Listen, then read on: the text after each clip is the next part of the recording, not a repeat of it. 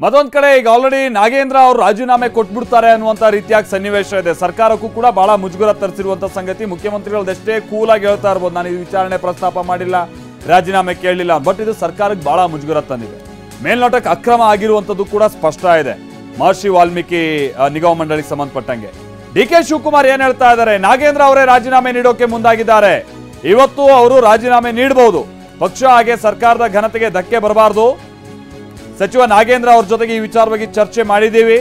ಅವರು ಈ ಅಕ್ರಮದಲ್ಲಿ ಭಾಗಿಯಾಗಿಲ್ಲ, ಹೀಗಾಗಿ ಅವ್ರು ರಾಜೀನಾಮೆ ಕೊಡೋ ಅಗತ್ಯ ಇಲ್ಲ. ಈ ಬಗ್ಗೆ ಹೈಕಮಾಂಡ್ ಜೊತೆ ಚರ್ಚೆ ಮಾಡ್ತೀವಿ ಅಂತಾನೂ ಕೂಡ ಡಿ.ಸಿ.ಎಂ ಡಿ.ಕೆ. ಶಿವಕುಮಾರ್ ಅಕ್ಕಪಕ್ಕ ಇದ್ದವರೆಲ್ಲ ಸಿಕ್ಕಾಕಂತವ್ರೆ, ವಿಚಾರಣೆ ಕರೀತಾವ್ರೆ. ಇನ್ನೇನೋ ಇವ್ರ ಪಾತ್ರ ಇಲ್ಲ ಅನ್ನುವಂಥದ್ದನ್ನು ಅಷ್ಟು ಕ್ಲಿಯರ್ ಆಗಿ ಹೆಂಗ್ ಕ್ಲೀನ್ ಚೀಟ್ ಕೊಡೋಕ್ಕಾಗುತ್ತೆ ಸರ್ಕಾರ?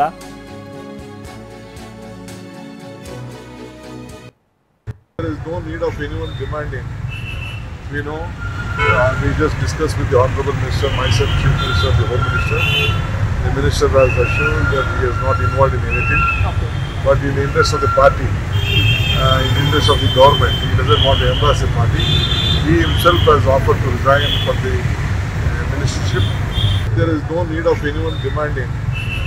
We know, we just discussed with the Honorable Minister, myself, Chief Minister, the Home Minister.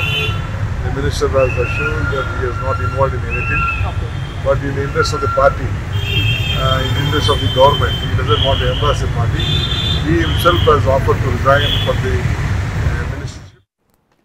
ಒಂದಂತಲ್ಲಿ ಸ್ವಲ್ಪ ಇಲ್ಲಿ ತಾಳಮೇಳ ಇಲ್ಲ ಅನ್ನುವಂಥದ್ದು ಗೊತ್ತಾಗ್ತಾ ಇದೆ. ಯಾಕೆ ಅಂತ ಅಂದ್ರೆ ಡಿ.ಕೆ. ಶಿವಕುಮಾರ್ ಅವರು ರಾಜೀನಾಮೆಯನ್ನ ಕೊಡ್ತಾರೆ ನಾಗೇಂದ್ರ ಅಂತ ಹೇಳ್ತಾ ಇದ್ದಾರೆ. ಡಿ.ಕೆ. ಶಿವಕುಮಾರ್ ಏನ್ ಹೇಳಿದ್ರು, ನಾಗೇಂದ್ರ ರಾಜೀನಾಮೆ ಕೊಡ್ತಾರೆ ಅಂತ.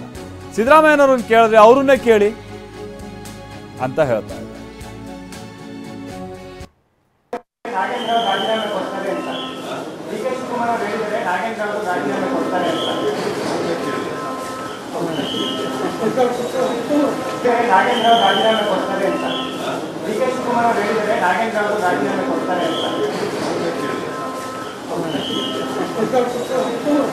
ನಾಗೇಂದ್ರ ರಾಜೀನಾಮೆ ಕೊಡ್ತಾರೆ ಅಂತ ಡಿ.ಕೆ. ಶಿವಕುಮಾರ್ ಅವರು ಹೇಳಿದರೆ ನಾಗೇಂದ್ರ ಅವರು ರಾಜೀನಾಮೆ ಕೊಡ್ತಾರೆ ಅಂತ.